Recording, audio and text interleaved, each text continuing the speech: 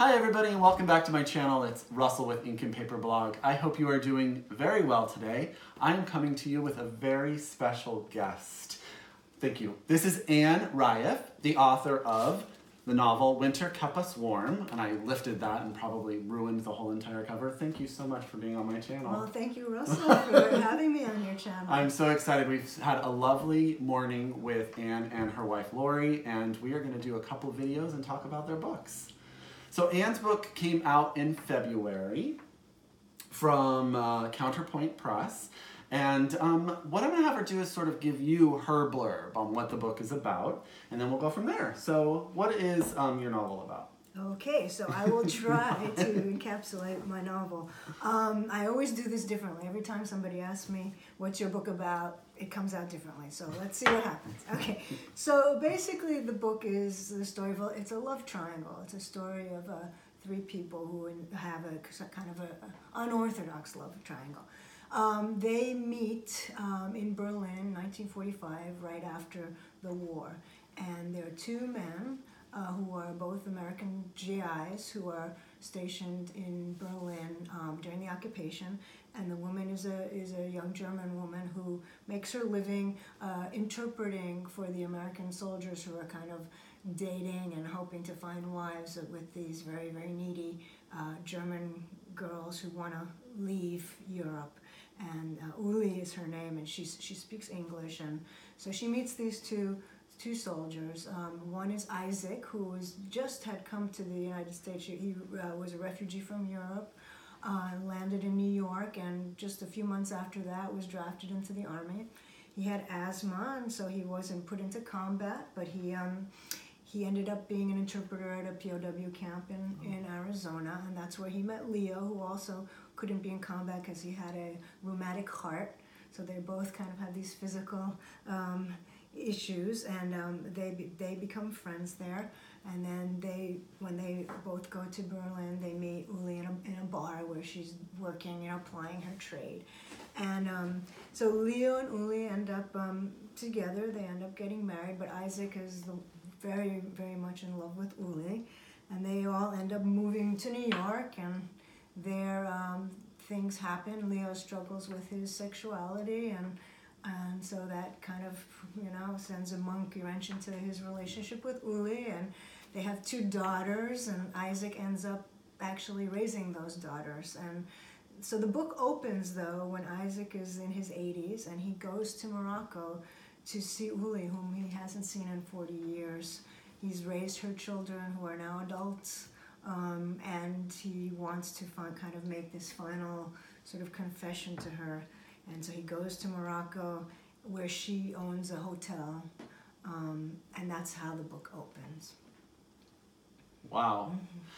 Very saga-esque. There's so much going on in there. We could probably talk about the plot for the entire time, but I hope that inspired all of you right now to go out and buy this book, because it sounds fantastic. Let's talk a little bit about the inspiration for the book. What was sort of that moment when you knew you were going to tell whose story came first, and what got you started on this one? Well, it started with a short story. So I wrote a short story about Isaac and his two daughters.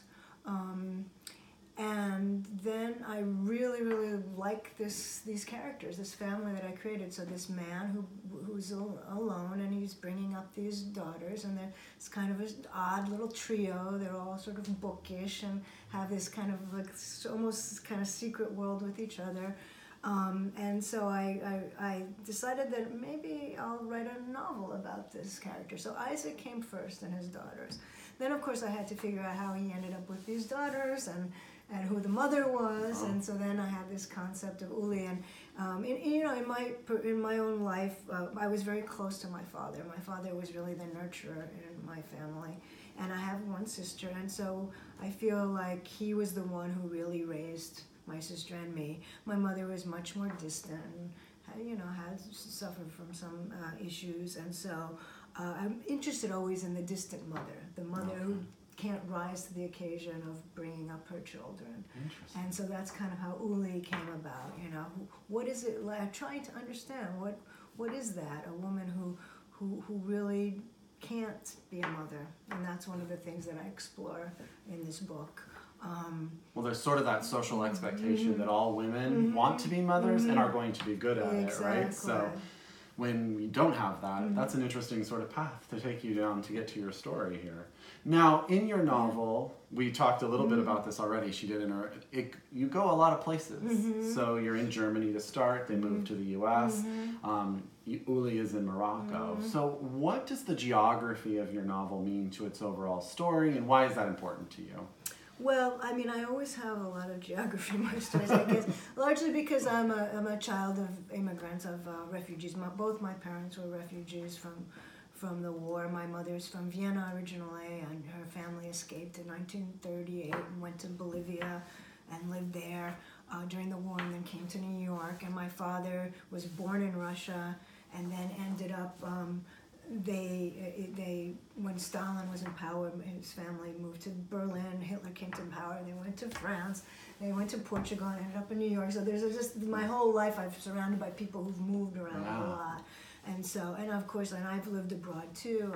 I've lived in Spain.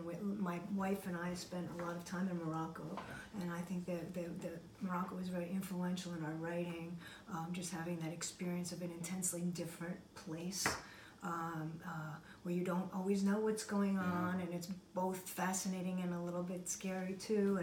And so that's how Morocco came into it. And of course, I grew up in the suburbs of New York and in New Jersey, so that's kind of often the setting for my books, and so that's in the book. So there's a lot of you in this story that's far placed from where you are, probably. Interesting. Now the book came out in February, and you've been on tour. How has that been going? Well, I haven't been on a huge tour. I've stayed close to home. I've done a lot of readings in the Bay Area, which is where I live. And then my wife and we went down to LA, did a reading there, and then went to Flagstaff, where we know someone, where we did some things there, and then to Albuquerque, where we used to live, and did reading there, and then back. I'm a high school teacher, and so it's difficult for me to get away from work. So perhaps there'll be some other things that we'll do in the summer, but for the most part, I have done I'm still doing something next week in Sausalito for a reading thing, and then we're doing a book group in June. So mostly, though, it's in the Bay Area, and Sacramento too. So just so you guys know, my husband is behind that camera, and Anne's wife is behind that camera. So if it looks like we're really talking to the people behind the camera, that's what you're getting there. They're kind of standing there stiffly. It's a little bit strange. You were just at the LA Book Festival, right? How did that go? Well, that was fun. I did a panel about family that was interesting, and then there was the counterpoint party. So my editor, Dan Smetanka, is based in LA. And so they had a big party, and so that was really fun because I got to meet some of the other counterpoint authors, And the LA Times liked your book. Yes, I did. Yeah, I was very happy about the LA Times. Yeah, that was one of my coups, I think. I was very happy that they reviewed it, Well, I think you all should read her book, and Anne is fantastic. And I have asked her, sort of as an ending piece to our little thing today, to recommend some books that she's read. And I didn't put any specifications, so she's going to be talking about some books that are way backlist. So you guys get out your pen and paper. When an author recommends a book to you, you probably should read it. So, what did you want to start with? So I'm going to start with Another Country by James Baldwin. And I've been reading this book very, very intensively with my 9th grade advanced English class, which is something that I ask myself now, why did I decide to do this? Because the book is about a group of friends in New York in the 1950s, and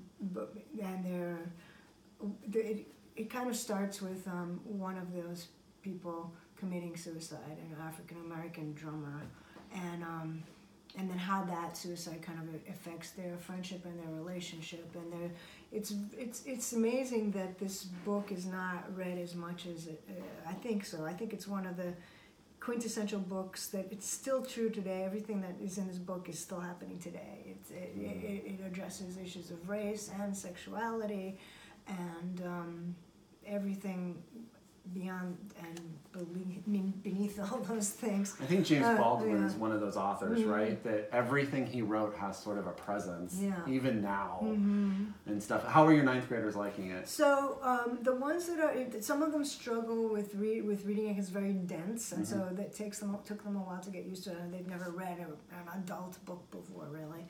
And so this is really adult. It's like they jumped from young adult to, whoa, super adult. Yeah, you put them right in the fast lane. Which is kind of crazy, but it's sort of worked. We have all these incredible conversations. They get really angry at the characters when they do things like have affairs or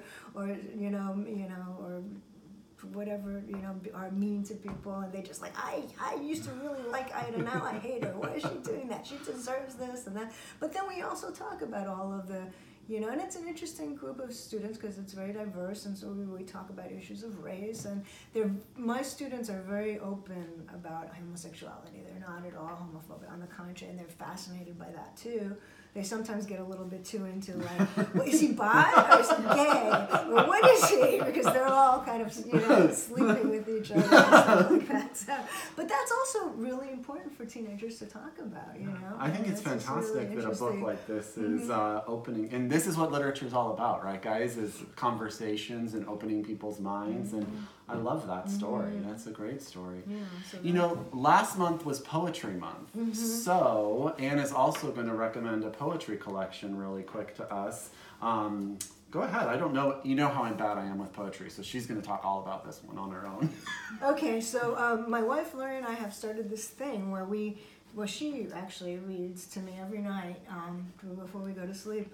She reads a few poems, and we read an entire collection. And then we go on to another one. So this is one of the ones that I think she's going to also talk about one. This is Louise Gluck, and it's called A Village Life. And it's a very simple concept. It's just basically little vignettes, kind of scenes, almost like paintings from a small village in Italy. And it's just, you just really enter into this world of this village. It's very beautifully done. It really is almost like being in a museum and just kind of seeing the paintings of it. So I particularly say the name one more time. A Village Life by Louise Gluck. Well, Gluck, it should be pronounced, but I know she doesn't pronounce it that way. So that's it. Yeah, and it's a nice book here too. Yeah, it's beautiful. It's got a great cover. Yeah, great cover, and so. Okay, perfect. And then we have one last book she's going to recommend to you guys, and you guys have actually seen me talk about this book on my channel, so different perspective.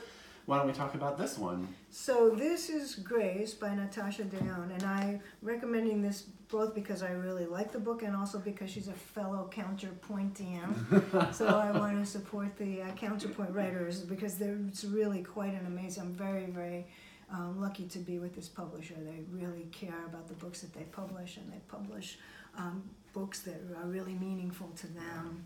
They put out some great stuff. Some really, really good books. And this book is called Grace, and it's very, very intense. And it's basically the story of a young woman who escapes slavery and her experiences, trying to get away from that. And it's it's blow by blow. So there's nothing, it's very unsubtle, but in the fact that it's unsubtle, there's a subtlety to it. I don't know how to explain that because it is so vivid. And then you really get inside the head of the character. And so there's some, amazing stream of consciousness sequences, and then you're back to this, very brutal reality. And it's really a beautifully written book. So there's some parts of it that are so visceral, you can almost feel the pain that is going on. Yeah. And that's Grace by Natasha Dion, right? Dion? Yeah. out by Counterpoint Press, so we'll get that in there too. So those are 3 books, and I think one's a poetry collection, so you guys are getting special treatment here today. Exactly. So, Anne, thank you so much for being on. Thank you so much for having me. This has So been fun. it has been fun. Make sure you go out and get Anne's book. I'm gonna hold it up here one more time. Winter Kept Us Warm by Anne Raeff. She helped me say her last name. And I really appreciate it. Thank you so much. And until next time, guys. Thank you for watching. Bye, guys.